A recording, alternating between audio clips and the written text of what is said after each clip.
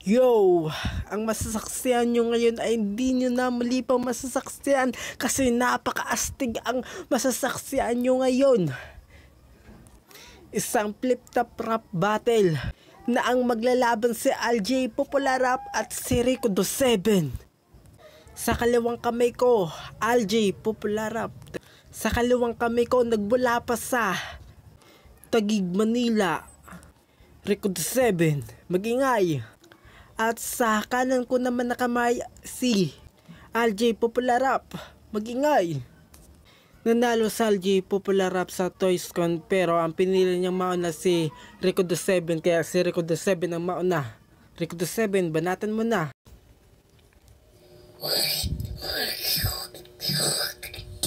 Paano ko mapipili ang Pilipinas kung madami ang nangihihila na likas sa Pilipino na ang ulo matigas kainggitan niyang marami na bigas kumukulang sa support sa wanol hindi mag-comfort aso lalapaintindi na tapos isisisi sa gobyerno bakit mahirap pa rin sa ating sobrang sakit pakinggan binaba mo yung kalahi mo na dapat sa'yo tutulong palagi niyang binibira tapos ngayon mo yun hanapin madda faka sana tulong dumating ikaso sakto lang yung sweldo bulsa maitago magdadabog kwelyo madumi sa mara may ikakalat niya chismos ang dina palot ang balat niya walang iya.